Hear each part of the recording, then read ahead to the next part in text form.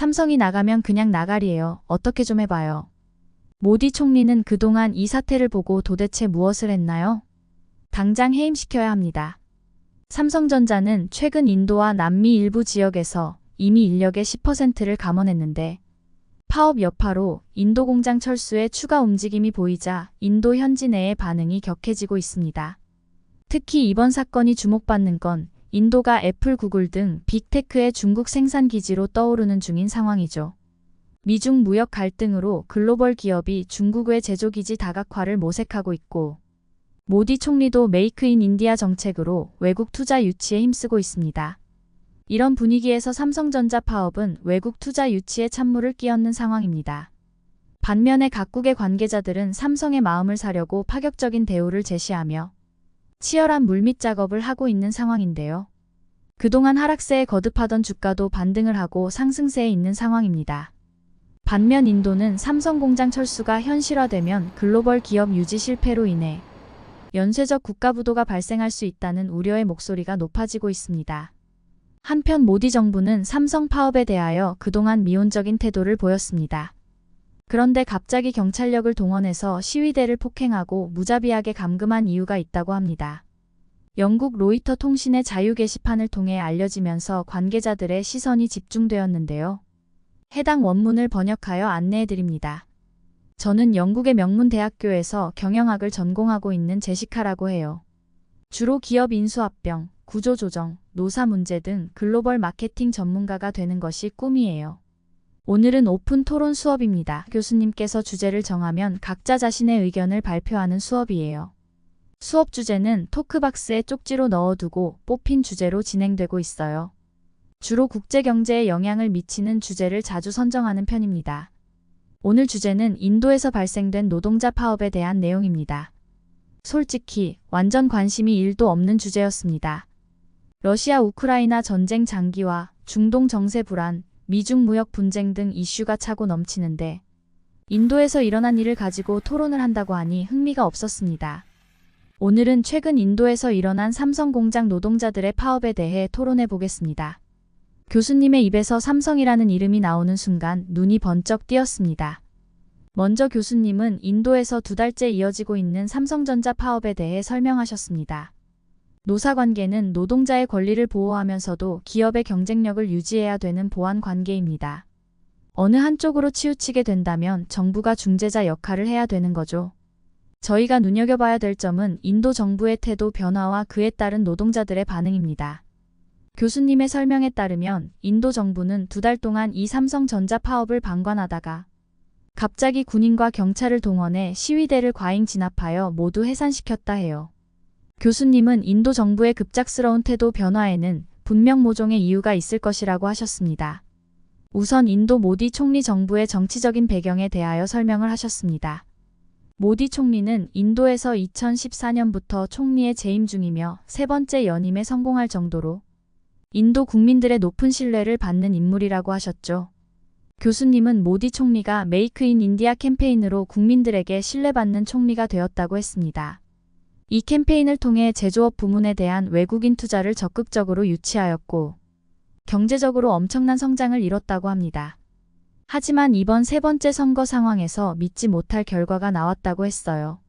당연히 인도 언론들은 선거 결과 모디 총리가 압도적인 승리를 할 거라고 예상했으나 막상 투표함을 열어보니 생각보다 지지율이 낮아졌다고 했습니다. 투표율도 현저하게 낮게 나왔다는 것은 승리하긴 했지만 반쪽짜리 승리였던 거죠. 높은 경제 성장률과 세계 3대 경제국으로 나아가고 있는 상황에서 낮아진 지지율은 모디 총리의 여러 정책에 대하여 난관에 부딪힐 가능성이 생긴 것입니다. 교수님은 모디 총리의 지지율 하락에 대하여 몇 가지 이유를 설명해 주셨습니다. 왜 갑자기 모디 총리의 지지율이 떨어진 걸까요? 교수님은 덧붙였습니다. 모디 총리의 강압적인 정치 스타일과 종교적 편애가 하나의 원인일 수 있습니다. 아무래도 이런 지지율 하락 때문에 최근 삼성 사태에 대해 소극적으로 대응할 수밖에 없었다는 거죠. 하지만 교수님은 결과적으로 초반에 미온적인 대처가 더 큰 화를 불러일으켰다고 하셨습니다. 교수님의 다음 말씀에 그 이유가 있었는데요. 삼성은 1995년 인도 진출 이후 매년 큰 성장을 이뤄냈는데요. 인도 경제 성장과 함께 인도인이 사랑하는 국민기업으로 자리매김했습니다. 현재 삼성전자는 세계에서 가장 큰 스마트폰 공장과 가전 공장을 인도에 두고 있습니다. 특히 스마트폰의 경우 지난해 인도 출하량만 1억 4,600만 대로 중국에 이어 세계 2위 수준입니다.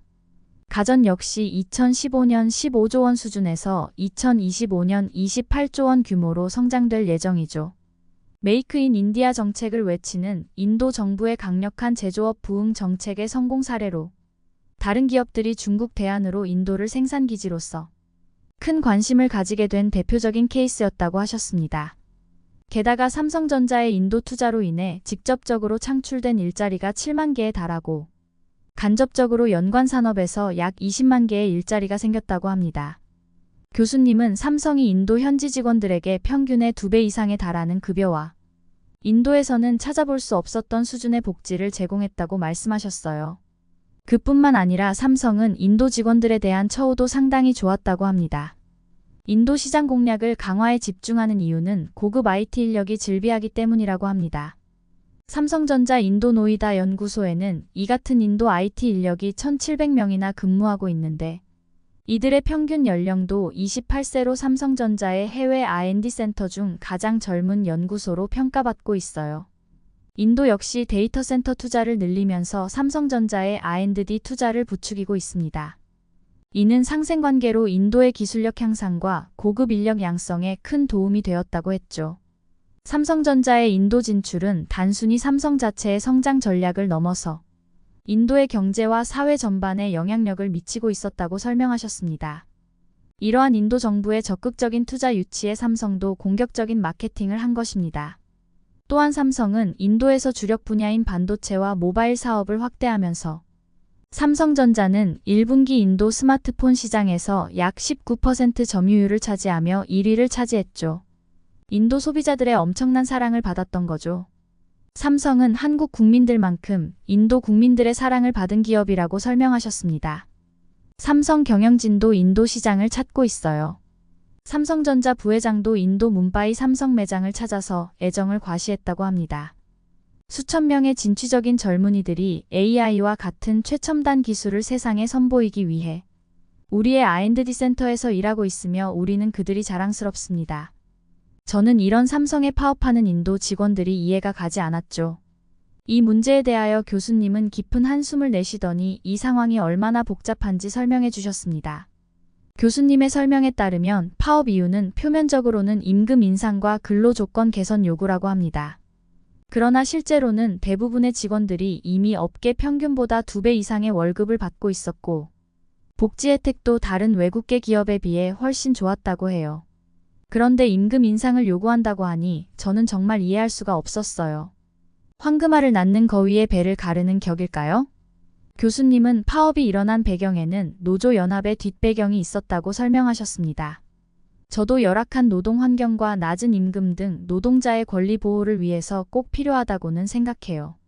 하지만 삼성은 충분한 급여와 복지를 제공하고 있는 기업인데 파업이라니 이해하기 힘들었습니다. 하지만 교수님의 다음 질문에 충격을 받았습니다. 이번 파업에서는 노조가 꽤 강경한 입장을 보이고 있습니다. 이 노동자들은 단순 노조가 아닌 극단주의 성향의 특정 세력이 개입했을 가능성이 있다고 하셨어요. 그러자 한 학생이 손을 들며 반박을 했습니다. 인도 출신 랍이었어요. 노동자들의 정당한 요구를 외부 세력의 개입으로 단순화하는 것은 문제의 본질을 흐리는 행위예요. 지금 인도는 굳이 한국 기업이 없어도 글로벌 5위 경제 대국입니다. 인도의 경제는 지난 10년 동안 세계 경제 순위에서 4단계 올랐고 향후 수년 동안 연간 6% 이상의 성장할 것입니다. 게다가 인도는 이미 영국과 미국으로부터 많은 투자를 받고 있는데 2022년 기준으로 미국의 대인도 직접 투자액은 약 450억 달러에 달했다고 합니다. 이는 전년 대비 10% 이상 증가한 수치로 미국 기업들이 인도 시장에 큰 관심을 보이고 있다는 증거라고 했어요. 미국도 중국과의 무역 전쟁에 대한 생산기지 대안으로 인도를 지목했다고 해요. 앞으로 세계 경제는 인도가 주도할 거라 주장했습니다. 인도는 러시아와 오랜 기간 긴밀한 관계를 유지하고 있다고 했어요. 인도는 옛 소련 시절부터 러시아 무기 주요 수입국이기도 했습니다. 또한 2022년 2월 러시아의 우크라이나 침략 이후엔 서방의 제재로 판로를 잃었던 원유를 싼 값에 대량으로 사들이며 경제적으로 크게 밀착이 되었다고 합니다. 또한 중국을 견제하는 안보협의체 쿼드에도 참여하여 서방 국가과도 일부분 협력하고 있습니다.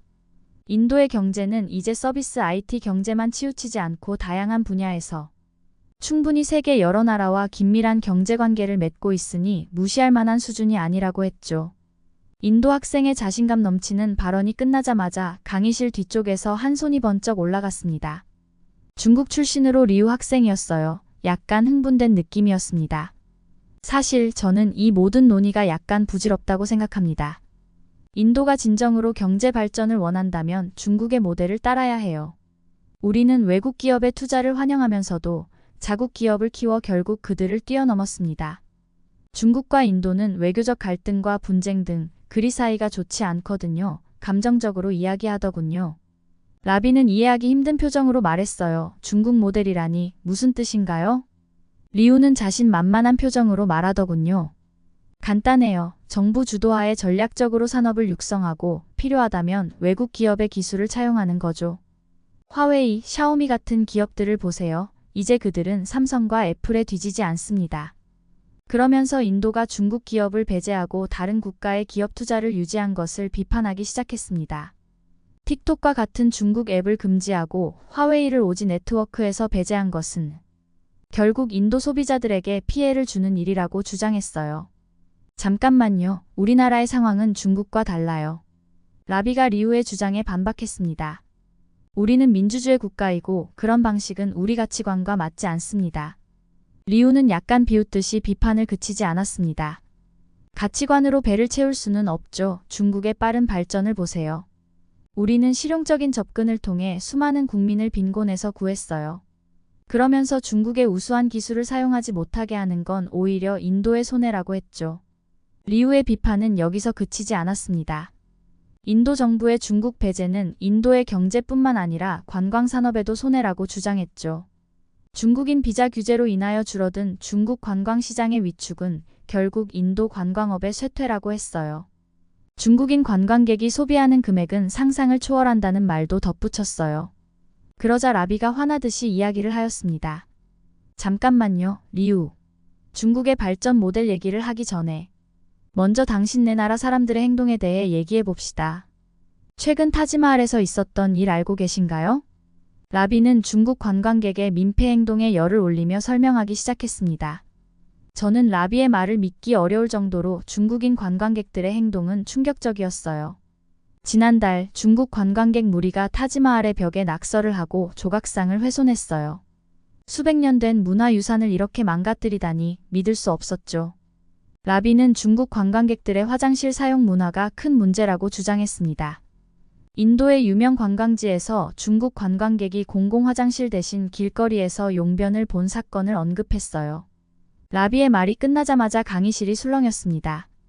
다들 귀를 의심했지만 라비는 이런 일이 한두 번이 아니라고 했어요. 어떻게 길에서 우통을 까발리고 다니는지 공공의식 수준이 최악이라고 했죠. 게다가 중국 관광객들은 어디에서나 새치기를 한다고 했어요. 인도는 타지마할과 겐지스 강을 비롯한 다양한 세계 문화유산을 보유하고 있어서 전 세계적으로 많은 관광객들이 방문하는데 새치기하는 관광객은 중국인들 뿐이라고 했어요. 게다가 금연구역에서 흡연을 하거나 사진 촬영 금지 구역에서 무단으로 사진을 찍는 등 기본적인 규칙을 무시하는 경우가 많다고 했습니다.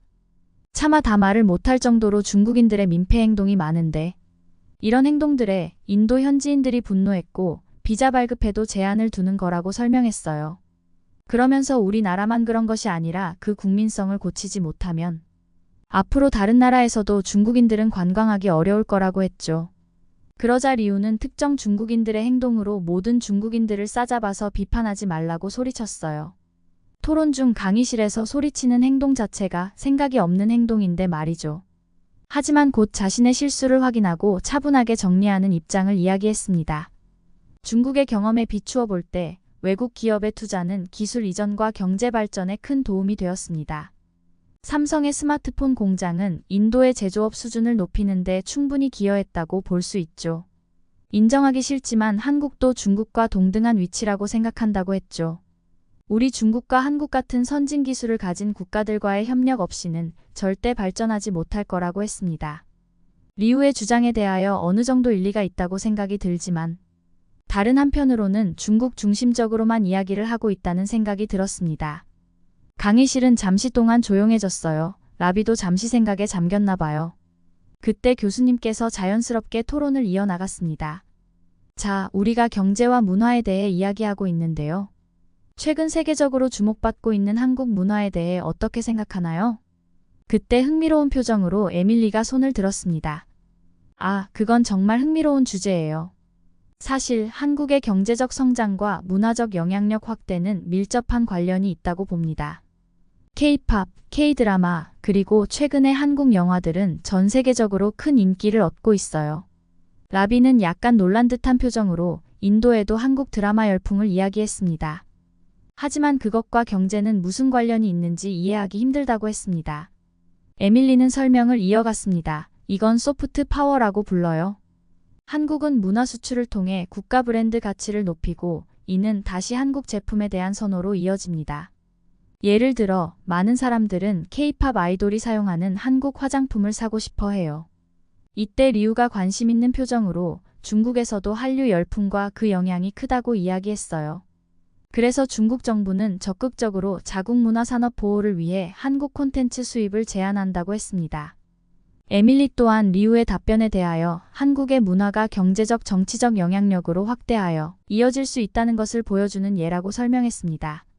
한국은 작은 나라임에도 불구하고 문화를 통해 세계적인 영향력을 행사하고 있어요. 교수님께서 이번엔 손을 들며 질문을 하셨습니다. 에밀리, 한국의 소프트 파워에 대해 흥미로운 견해를 들려주었는데 혹시 한국의 다른 측면, 예를 들어 기술력이나 산업 경쟁력에 대해서도 의견이 있나요? 에밀리는 최근 한국의 방위산업 분야에 대한 비약적인 발전 내용을 이야기했습니다. 네, 사실 최근에 한국의 군사기술력에 대해 알게 되었는데 이것도 굉장히 인상적이에요. 한국은 문화뿐만 아니라 첨단 군사기술 분야에서도 빠르게 성장하고 있어요.